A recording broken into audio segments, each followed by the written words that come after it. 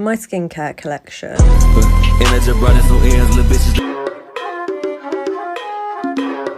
Influencers. I literally have 6 closets. The worst people I've ever met in my entire life. TikTok made me buy it. Hope you're doing fantastically. My name is Sonya Esman, and we're gonna be talking about influencers today. Hi you guys, welcome back to my channel, and apologies in advance if I kind of look like a middle-aged businessman. I thought I was going somewhere with this look, but apparently not. This video is brought to you by Squarespace, my favorite all-in-one platform to build a beautiful online presence. I'm loving this whole de-influencing trend that's going on. How like weird and abnormal it was to have 17 different blushes that are all the same color. I think I'm in a unique position to talk about something like this because this channel that you are watching was started in 2008. However, my very first YouTube channel I literally opened when YouTube first started. As a survivor of beauty YouTube, these girls were literally convincing us that we needed hand sanitizer collections and candle collections and just the idea of a makeup collection. Like that was such a normal thing to me at the age of like 11 when I got into beauty YouTube. Which I am so happy that some people are starting to critically think. I wanted to weigh into this because obviously this is something that I've given a lot of thought to, and I've gone through a lot of phases throughout the years, ranging from feeling incredibly influenced, wanting to literally go to Sephora and buy like 50 things that I do not need. This was mostly when I was probably like in high school. Beauty gurus were a huge thing, and having a lot of money in your bank account was not. To becoming that very same influencer that then influences other people's shopping decisions, to a few years later in my influencing career, realizing the only things I want are the things that I need or that I use and love every single day, and if I don't use them, I don't want it. PR packages and purchases that I lug into my apartment every single day, and I'm like, I don't have the space for the amount of things people send me that I buy. I used to buy things and just leave them in the shopping bag, like I wouldn't even open it for weeks. At which point I threw away quite literally 80 to 90% of the things that I owned. Not just threw away, I donated it if I could donate it. Sold it if it was of good value. And at that point I was also really resenting the work I was doing. I'd never wanted to be a marketer. I wanted to be a creative, and somehow I've fallen into this like soul-selling, soul-draining job, I guess. Is it a job? Because no one else seems to think so. Yeah, notice how I took like a 2-year break. That was then. To then re-evaluating all of those experiences, all of those conclusions and motions that I went through in my head, trying to move forward in an honest and more helpful angle than just, hey, I'm super pretty and I use this product and it's on sale, you should buy it. You should buy it, buy it. Because that's just so not the point of the content that I think any creator really makes. I would like to think so, but we'll get to that later. When I see those videos of people being like, I have 50 blushes in the shade pink, I'm like, how? Absolutely way too many mascaras, only use these 2. My lip products, literally only use this. Realize how much I like the skin tint, so 1, 2, 3, 4, 5, 6 that I haven't opened yet, 7.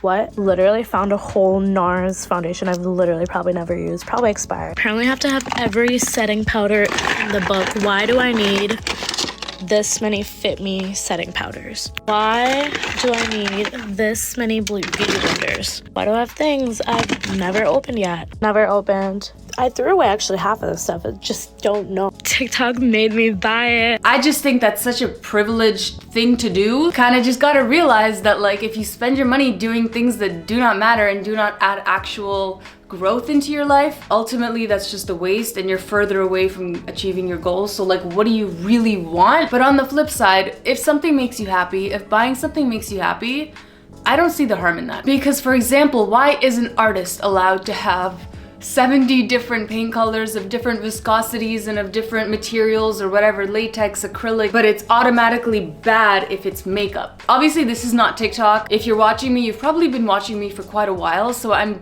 pretty interested to see what this corner of YouTube thinks about this whole like, I'm so sick of influencers, I don't want to see any more makeup tutorials, stop trying to sell me stuff idea. So I thought we would begin with clearing the word influencer out of the way. I hate the word. Everyone hates the word, right? Why do we use it again? I have no fucking idea, but I feel like this became a thing in like 2017, 18. Before that, it was just content creator, YouTuber, beauty guru, fashion blogger, but like Blogs are dead, the neighborhood was right. Influencing is defined as the process by which an individual is able to change or affect the opinions of other people. So while many of us are influencers by definition, I think that discounts a lot of the work that we actually do non-stop. Shooting interesting content in general, and I put the emphasis on interesting because while anyone can be a blogger, can be an influencer, I think it takes something very special in your personality to be good at it, to be interesting, and for your audience to like your content. Back in the day, these were people that talked about makeup, hair, and beauty and genuinely loved it. They were super passionate about it. And this was all before there was any incentive to actually do that. You were more likely to get bullied for being a YouTuber or an influencer than you were to get praised for it or getting a brand deal for it. Maybe that's just me, just kidding. And further down the line, they got compensated for it because the brands that they were working for aligned with their own mission and their own content and their own personality. That was just the added benefit on top of getting to share your passion with millions of people who share it with you. And now it's all kind of backwards. We have a lot of people purposefully contriving Instagram and TikTok accounts that follow this said formula to lure brands into wanting to work with them. There are huge creators that literally focus on how to grow your Instagram following, how to become a successful TikToker. So at the end of the day, these people are creating the posts that they think that they need to create in order to make good money. So when we see people commenting on these growth accounts on social media saying things like, I want to get started making videos, but I don't know what to talk about and I don't know what my niche should be, it's kind of concerning because I think that if you have something to say, if you have something to share, then that all just comes naturally. Nobody has to tell you the type of content you should make because it's your content and your followers should want to come to you for new and exciting content. If you have a passion, the whole point and secret to success is sharing that. And moreover, something really interesting that I have noticed happen to me personally in my life that I've never had the chance to actually share with you guys because I didn't know how to share this without sounding like I'm complaining, oh poor little me. It's how in this industry, or I guess in this society, the more you have, the more you're given for free. So the more that my social media was growing, the moment I started earning enough to afford the makeup I wanted, the facials I wanted, the trips and the clothes, that was the exact moment that all of that stuff started coming to me for free. And it made me feel super confused and super guilty and lonely. Again, I am not complaining, okay? This is not a poor little me moment. In general though, it just didn't make me feel good inside. It made me feel a little bit confused. Personally, for me, I stopped accepting gifting, just boxes of stuff that honestly, I don't even know who these brands are. I've never spoken with them. I have no idea how they got my address. Just boxes of crap would arrive at my front door and I'd be like, great, now this is my responsibility. Now I have to do something with this. I have to go take time to donate it. When you see influencers talking about products or showing you their collections or even like celebrities wearing clothing, honestly, I think it's super important that we all remember any influencer that you're watching is either getting paid for talking about a product or is getting it for free. And those are both fine as long as they're being honest about their opinion, right? It doesn't mean that they're lying or they were paid to show the product, but it is just something to keep in mind if you notice that you start judging yourself a little bit harshly or feeling less than. For all you know, they could have been paid with product, which does happen very often in this world as well, that they're not paid with money, they're just paid with the product. My cat, I love her so much. Gosh, I feel like I've streamlined and minimalized my collection and my belongings as much as I can. And I genuinely, every single 2 months, go through all of my clothing, all of my makeup, all of my beauty products, and I donate and I sell the things that I no longer need. On the topic of overexposure, I was born in 1995, which I honestly thought that I was a Gen Z for pretty much up until last month when I had a poll on my Instagram stories and I asked you guys, like, let's settle this once and for all. Is 1995 a millennial or Gen Z? And most people did say that 1995 is a millennial, that I grew up with the internet raised me, but realistically, the internet did not have any single part in my life until I was about 5, 6, 7 years old. And even then, it just meant I was allowed to play computer games for like 45 minutes before dinner, and only if I finished my homework. And certainly not social media. That wasn't even middle school. That was like high school. I feel like social media happened when I was in high school. No? The only thing that really happened in middle school was like MSN. That is all we had. Gen Z though is definitely defined by an overexposure to the internet throughout their entire life. And so when I hear things like Gen Z is gonna grow up and it's gonna become really trendy to reject the internet, it's gonna be cool not to have social media, I think, yeah, probably. Our generation definitely went through that too. There were many moments in my life when I was on very cool trips in very cool countries doing very unique cool things that I wish I had documented now looking back on it. And in those moments, I started to drift away further and further from wanting to vlog. There was definitely a time when I just wanted to remember or even teach myself really how to live in the moment, experience life, not having to orchestrate it in a certain way for camera. And I did that. I definitely strayed away from social media. I never deleted it just because that's a little bit insane, but I did delete my Twitter. I guess I'm just trying to say that this isn't a thing that's unique to Gen Z. I think that a lot of us go through it if we're overexposed to the internet and having to create constantly. A lot of people are knocking how influencers and content creators are intentionally trying to be relatable when it's so obvious that they are the furthest thing from relatable. And especially how influencers lose their relatability, it seems, as soon as they move to LA. Here's what it's like to meet the worst person you've ever met in your entire life at a party in LA. Wait, oh, my hair. Wait, are you here for free or did they pay you? Because I posted a story for like 2K, I don't know. Oh, did you get the Uber voucher? I just came here for free. I didn't make eye contact once. What the, like, what? Oh, AI, artificial intelligence, you're not real. Thank you. When I ran a concierge desk at SLS in Beverly Hills, and I would meet people, it's the first question out of everybody's mouth in LA. What do you do? What do you do? What do you do? Like, shut the fuck up. It's so annoying. It's just that culture in LA is just so like, what can you do for me? Who are you? Are you verified? They've seen people do it before. The Viners moved to LA. You know, Emma Chamberlain, the Sister Squad, like that was when it was exciting.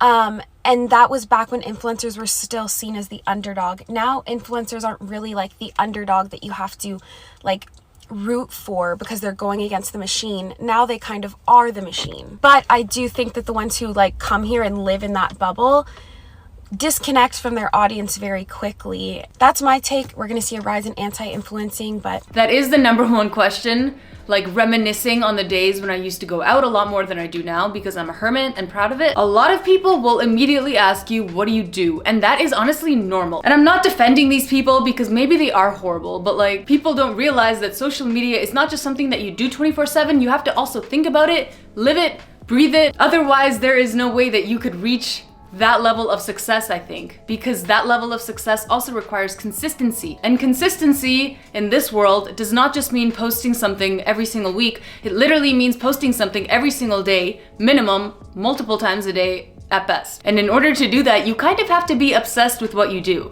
and consumed by it. And so a good reason why I think that I will probably never amount to the level of success that some other people have been able to amount to is because I don't think people realize that being an influencer doesn't just mean doing brand collabs and posting beautiful pictures. It simply means that you're in front of a phone all day long. All day long. You're at a dinner, you're on your phone. You're with your friends, on your phone. It just never really stops at all. And when it does stop, that just means that you're in your head planning the next video you're making. And that might sound fun to some people because obviously, at least you're not studying, at least you're not scrubbing floors or doing some strenuous construction job. It does, however, eventually suck the life out of you, depress you, give you anxiety, isolate the shit out of you. And I think that the rare exception of people that are not consumed and on their phone all day planning content just have huge teams behind them. So in conclusion, do I think that the world is soon going to be de-influenced and put on a anti-influencer mission? No.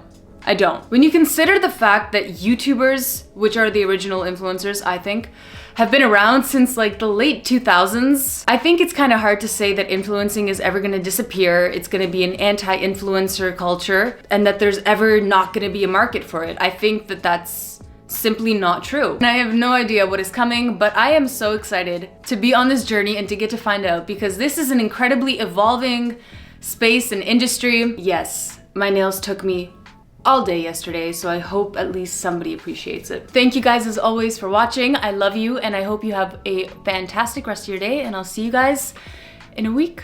Bye. Another huge shift happening before our eyes in the influencer industry is the branching out beyond social media and turning an expertise into full-time income. With Squarespace, you can create a home for your content that you actually own and control. Sell membership access to online courses and classes, videos, paid newsletters, and engage with your community in a way that is unique to you. While other platforms allow users to bypass paywalls, Squarespace's tools ensure a seamless and secure member experience. Learn more about your audience, page views, traffic sources, the content that your readers love most, audience geography, and more. And if you decide to sell something, Squarespace can help you track revenue, orders, and discover which products generate the most sales, helping you to learn to optimize for conversion. And if you ever need to collect donations, you can support your cause by gathering contributions with PayPal, Apple Pay, Stripe, and Venmo. Just imagine owning one site that can do it all. Pretty much literally. So if you've been thinking about starting your own brand or website, head to Squarespace for a free trial. And when you're ready to launch, go to squarespace.com/Sonya Esman to save 10% off your first purchase of a website or a domain.